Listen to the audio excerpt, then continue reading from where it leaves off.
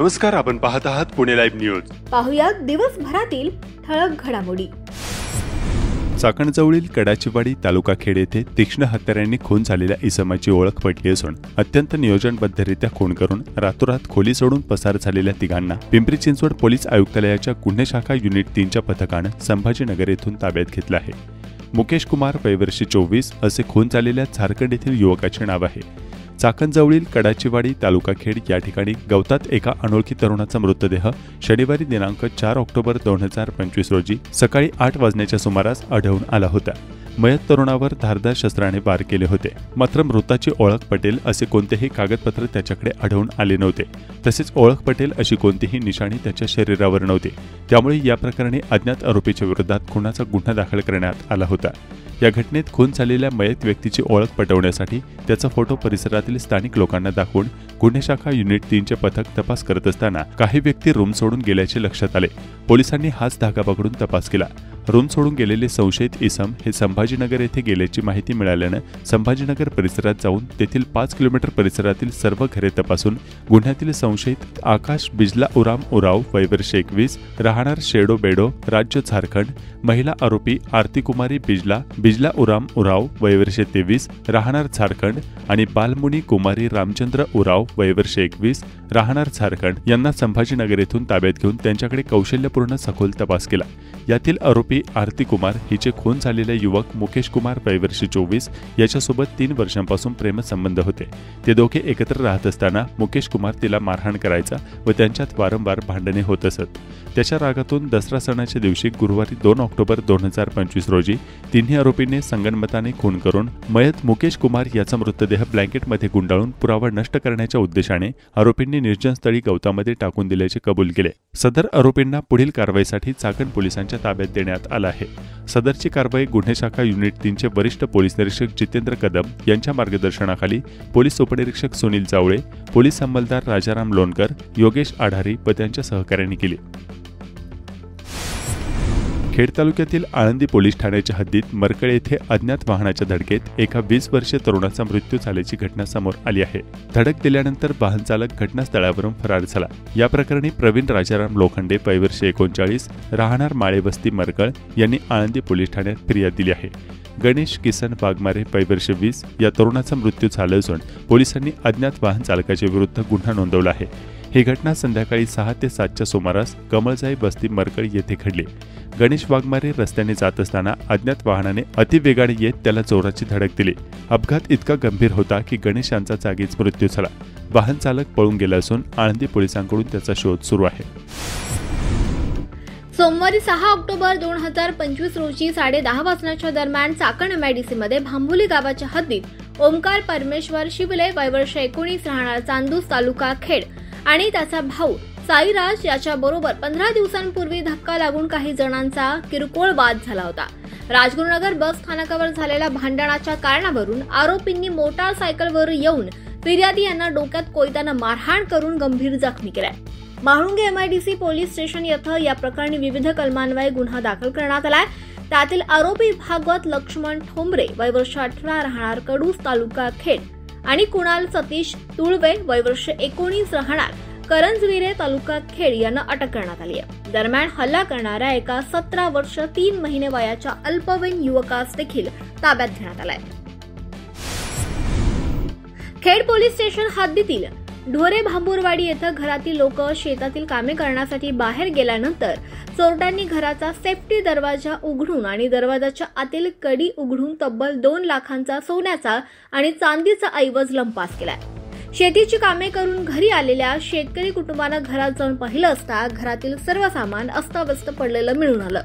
चोरट्यांनी घरातील 2 सोन्याच्या चैन, 2 सोन्याच्या अंगठ्या, सोन्याची नथ, सोन्याचे बदाम पान, चांदीचे पैंजण, चांदीचे पदक, चांदीचे तोडे असा तब्बल 2 लाखांचा ऐवज चोरट्यांनी लंपास केलाय। या प्रकरणी सरस्वती कोतवाल वयवर्ष 57 राहणार ढोरे भांबुरवाडी यांनी खेड पोलीस ठाण्यात तक्रार दिली आहे।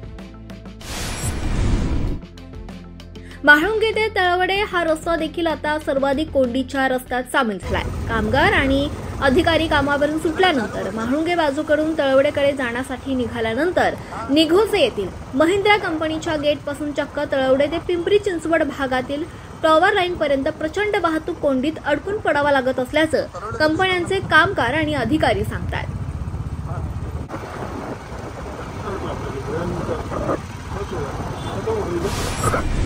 बिरादवाडी ते महाळुंगे दवनेमाळा दरम्यानच्या रस्त्याची अत्यंत बिकट अवस्था झाली आहे। रोज पायी ये जा करणाऱ्या शाळकरी मुलांना तसंच कामगार आणि स्थानिकांना कसरत करावी लागते। या भागातील संपूर्ण रस्ता जीवघेण्या खड्ड्यांनी आणि खोल पाण्याने व्यापला असल्याचं स्थानिकांनी पुणे लाईव्हला व्हिडिओ पाठवून कळवलाय।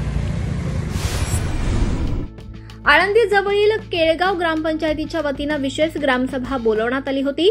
सिद्धबेट देवस्थान केळगाव ग्रामपंचायतीच्या हद्दीत असल्यानं येथील स्वच्छता आणि डेव्हलपमेंट ग्रामस्थांनी आणि ग्रामपंचायत यांच्या वतीनं करण्यात यावी यासाठी गावात ग्रामसभा पार पडली।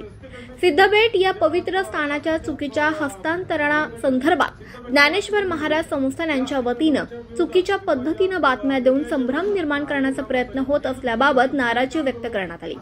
सिद्धबेट केळगाव हद्दीत असल्यानं सिद्धबेट भागाची देखभाल दुरुस्ती शासनानं केळगाव ग्रामपंचायतीस द्यावी या मागणीसाठी ही विशेष ग्रामसभा बोलवण्यात आली होती। चाकण शहराच्या मध्यवर्ती भागात उन्मळून पडलेले 200 वर्षांचे वडाचे झाड पुन्हा एकदा बहरलाय। चाकण बाजारपेठ गणपती मंदिरा शेजारील वडाचं झाड 3 महिन्यापूर्वी कोसळलं होतं। त्याचे चाकण नगर परिषद मार्फत तात्काळ पुनर्रोपण राक्षवाडी गायरान येथे करण्यात आलं होतं। आता या झाडाला पुन्हा नव्यानं पालवी फुटू लागली आहे। वहागाव येथील श्री दत्तगिरी बाबा सामाजिक संस्थेच्या वतीनं कोजागिरी पौर्णिमेच्या निमित्तानं महिलांसाठी हळदी कुंकू समारंभाचं आयोजन करण्यात आलं होतं। खेड तालुक्यात गावोगावी पहाटेची सुरेल आवाज आणि टाळ मृदुंगाच्या आवाजात ग्रामस्थ एकत्र येऊन विठ्ठल रुक्माई मंदिरात काकड आरती गाणी ऐकू येत आहे।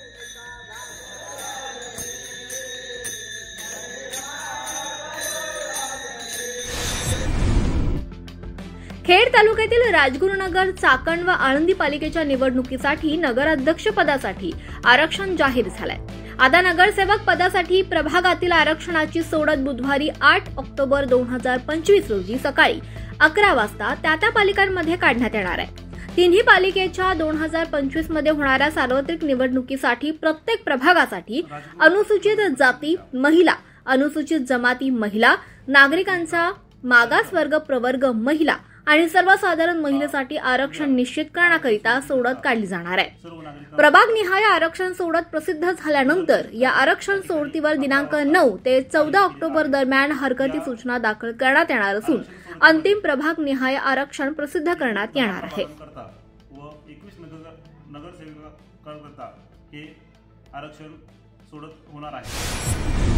खेड तालुक्यात 3 पालिका आहेत। लोकनियुक्त नगराध्यक्ष पदामुळे राजकीय मांडणी आणि वैयक्तिक जनसंपर्क यावर गणिते अवलंबून असणार आहेत। महायुती विरोधात महाविकास आघाडी असा राजकीय उमेदवारांचा सामना होण्याची शक्यता आहे।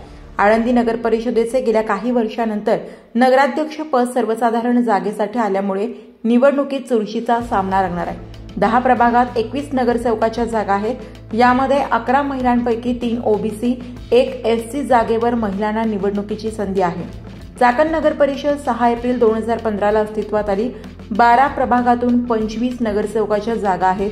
13 महिलांना संधी आहे। नगराध्यक्षपद सर्वसाधारण महिलेसाठी आल्याने तुलनेने स्पर्धा कमी असणार आहे।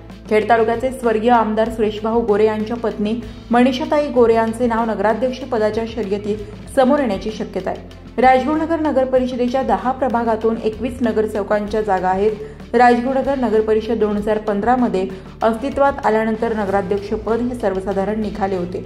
पक्ष बलाबलीत अपक्ष नगरसेवक जादा संख्येने निवडून आल्याने अपक्ष नगरसेवकांची मोठ बांधत अपक्ष नगरसेवक बापू तिगडे यांच्या गळ्यात नगराध्यक्ष पदाची माळ पडली होती। यावेळी पुन्हा नगराध्यक्षपद सर्वसाधारण आल्याने इच्छुकांची संख्या जरी वाढली तरी आता लोकमतातून निवडून येण्यासाठी मोठी कसरत होणार आहे। पुणे जिल्हा हा आपत्तीच्या दृष्टीने अत्यंत संवेदनशील आहे। सह्याद्रीच्या कुशीत अनेक खेडी, वाड्या वस्त्या वसलेल्या आहेत। अनेक धरणे, नद्या, पर्यटन स्थळे आहेत। त्यामुळे अनेकदा आपत्तीजनक परिस्थिती उद्भवते। माळींची भूस्खलनाची दुर्घटना किंवा पाईट येथील कुंडेश्वरची दुर्घटना, तळेगाव येथे लोखंडी पूल कोसळण्याची घटना अशा अनेक प्रकारच्या घटना घडल्यात। आपत्तीच्या वेळी मदतीसाठी धावून जाणाऱ्या स्वयंसेवकांना शास्त्रीय व आधुनिक पद्धतीने प्रशिक्षण मिळणे अत्यंत आवश्यक आहे. या प्रशिक्षणामुळे प्रशिक्षित स्वयंसेवकांची फळी निर्माण होण्यास नक्कीच मदत होईल. सेवा भारती पुणे ग्रामीणच्या वतीने हुतात्मा राजगुरुनगर महाविद्यालय राजगुरुनगर येथे आपत्ती व्यवस्थापन प्रशिक्षण वर्ग यशस्वीपणे संपन्न झाला. या प्रशिक्षणात 18 ते 45 वयोगटातील स्त्री पुरुष तसेच NSS व NCCचे विद्यार्थी सहभागी झाले होते. मागील काही लोकसभेच्या निवडणुकात चाकणच्या वाहतूक कोंडीचा विषय प्रकर्षाने समोर आला. नागरिकांना केवळ पोकळ आश्वासने देण्यात आली. आता चाकणमधील वाहतूक कोंडीच्या पार्श्वभूमीवर खासदार अमोल कोल्हे यांनी व्हिडिओ तयार करून वाहतूक कोंडीला जबाबदार असलेल्या शासन प्रशासनावर आरोप केले आहेत. पायाभूत सुविधांचा विचार न करता PMRDAच्या अधिकाऱ्यांनी 10-10, 12-12 फुटांच्या रस्त्यालगत 300 ते 500 फ्लॅटच्या स्कीमना मंजुरी देऊन मलिदा लाटण्याचे काम केले. त्यामुळे स्थापनेपासून ते आजपर्यंतच्या PMRDAच्या सर्व अधिकाऱ्यांच्या संपत्तीची सक्षम यंत्रणेमार्फत चौकशी सरकारने करावी अशी मागणी खासदार अमोल कोल्हे यांनी केली आहे. वाहतूक कोंडीवर कॉम्प्रिहेन्सिव्ह मोबिलिटीची संकल्पना खासदार कोल्हे यांनी PMRDAकडे मांडली, पण आतापर्यंत 3 ते 4 आयुक्त होऊन गेले, पण त्यावर विचारही होताना दिसत नाही. चाकण चौकाला बायपास करण्यासाठी कडाचीवाडी, मेदनकरवाडी, नाणेकरवाडी, खराबवाडी या रस्त्यांना जोडून त्यांचे रुंदीकरण करावे. या मागणीची दखल घ्यायला PMRDAला 2.5-3 वर्षे लागावी ही दुर्दैवी बाब असल्याची खंत खासदार कोल्हे यांनी व्यक्त केली आहे.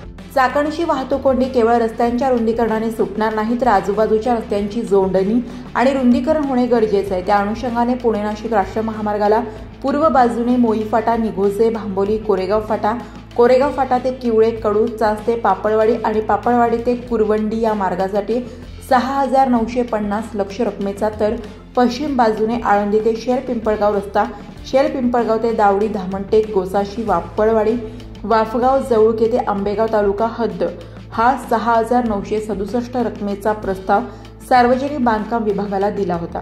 या प्रस्तावाचा 4 वर्षांपासून पाठपुरावा करूनही राज्य सरकार व सार्वजनिक बांधकाम विभागाने मंजुरी दिलेली नाही. राष्ट्रीय महामार्ग प्राधिकरण आणि केंद्रीय रस्ते वाहतूक मंत्रालयाचाही ही समस्या जटिल होण्यात मोठा हातभार आहे. प्रकल्पांना मंजुरी द्यायची, त्याचे भूमिपूजन करायचे, मग तो प्रकल्प रद्द करून त्यात बदल करायचे. या कार्यपद्धतीमुळे चाकणची वाहतूक कोंडी आणि होणारे अपघात ही समस्या गंभीर झाली असल्याचे आरोप खासदार अमोल कोल्हे यांनी केले आहेत. मुख्यमंत्री देवेंद्र फडणवीस यांच्या अध्यक्षतेखाली सह्याद्री अतिथीगृह मुंबई येथे उद्योग विभागाच्या मंत्रिमंडळ उपसमितीची बैठक झाली. मुख्यमंत्री देवेंद्र फडणवीस म्हणाले की महाराष्ट्र सौर पॅनल निर्मिती क्षेत्रात देशात आघाडी घेत असून या क्षेत्रात होत असलेल्या भरीव कामामुळे राज्यात एक मोठी ग्रीन इकोसिस्टीम तयार होत आहे. पुणे जिल्ह्यातील खेड तालुक्याचे वर्गीकरण अ आणि क वर्गीकृत तालुका क्षेत्रात करण्यात आले असल्याने खेड इन्फ्रास्ट्रक्चर प्रायव्हेट लिमिटेड आणि खेड डेव्हलपर्स लिमिटेड या कंपन्यांना क वर्गीकृत करण्याचे लाभ लागू करण्याचा निर्णय घेण्यात आला. तसेच OP mobility exterior India private limited या कंपनीत 90% महिला कार्यरत असून या कंपनीने पुणे जिल्ह्यातील कामगारांना मोठ्या प्रमाणावर रोजगार उपलब्ध करून दिला. त्यामुळे या कंपनीला मोठ्या प्रकल्पाचा दर्जा देण्याचा निर्णयही मंत्रिमंडळ उपसमितीने घेतला. त्याचप्रमाणे थ्रस्ट सेक्टर धोरणांतर्गत प्रकल्पांना प्रोत्साहन देय करण्यासंदर्भात ग्रीन स्टील संदर्भात नियुक्त होणाऱ्या समितीने विचार करावा असे निर्देश मुख्यमंत्री देवेंद्र फडणवीस यांनी दिले. यावेळी उपमुख्यमंत्री अजित पवार, मंत्री उदय सामंत आणि संबंधित अधिकारी उपस्थित होते. म्हाडाचा अनागोंदी कारभार पुन्हा एकदा समोर आला. चाकण नगर परिषद हद्दीत असलेल्या बेघर आणि कमी उत्पन्न गटाच्या कुटुंबाला त्यांचा लाभ मिळालेला नाही. सदनिकांचे भाव लाभार्थी लोकांना परवडणारे नाहीत. ज्या लाभार्थ्यांना लाभ देण्यासाठी प्रकल्प मंजूर झाले त्यांना गायरान जागा दिली, त्याऐवजी आता अन्य लोकांना या सदनिका दिल्या जाणार असून या सदनिका विकल्या गेल्या नाहीत तरी या सर्व सदनिका भाड्याने देण्यात येणार असल्याचे सांगण्यात येत आहे. तसा शासन निर्णय झालाय. आता प्रधानमंत्री आवास योजनेच्या नावाखाली प्रकल्प उभे करून लाभार्थी वंचित राहणार आहेत. या ठिकाणी असलेल्या ठाकर समाजाला देखील ही घरे घेता येणार नसून आम्हाला आहे तिथेच राहू द्या, आहे त्या ठिकाणी घरे बांधण्यासाठी निधी द्यावा अशी मागणी स्थानिक आदिवासी करत आहेत. दरम्यान म्हाडा प्राधिकरण कारभारावर जनतेत प्रचंड नाराजी असल्याचे दिसून येत आहे. रोहिदास रमेश जाधव. आता राक्षवाडीला आम्ही राहतोय. जवळजवळ आमच्या 3-4 पिढ्या गेलेल्या आहे.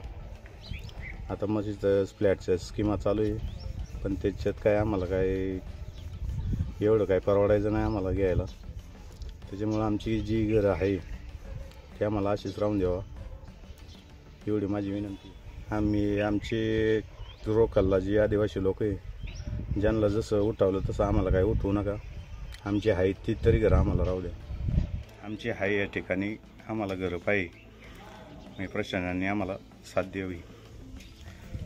स्वतःचं घर आहे बघा, हे असं पडीक घर, त्याच्यातच राहतो आहे, आम्हाला त्याच्यातच राहून द्यावं एवढी माझी विनंती आहे. जय श्री राजेश केदारी. इथं फ्लॅट चालू आहे, पण आम्हाला काय माहीत भेटतात का नाही घरं, काय माहीत आता भेटतात का नाही. आम्हाला उठवून लावते नाहीतर नाही लावायची, पण आम्हाला आता इथं जागा आहे म्हणलं आम्ही दुसरे कुठं जाणार आहे. आम्हाला घरं भेटतील का नाही, आम्हाला पण भेट. खेड तालुक्यातील कुरुळी येथे अतिवेगाने चालवलेल्या कारच्या धडकेत 2 महिलांना गंभीर दुखापत झाल्याची घटना घडली आहे. या अपघातानंतर वाहन चालक पळून गेला आहे. या प्रकरणी सुरेश गायकवाड वय 40 राहणार गायकवाड वस्ती कुरुळी यांनी महाळुंगे MIDC पोलीस ठाण्यात फिर्याद दिली आहे. अपघातात त्यांच्या पत्नी मोनाली गायकवाड वय 34 आणि भाऊजाई साधना अमोल गायकवाड वय 30 या दोघी जखमी झाल्या आहेत. संबंधित फोर्ड कारच्या चालकाच्या विरुद्ध गुन्हा नोंदवण्यात आला आहे. मोनाली गायकवाड इलेक्ट्रिक मोटरसायकल क्रमांक MH14 MB 8387 हे वाहन चालवत होत्या, तर मागे साधना बसल्या होत्या.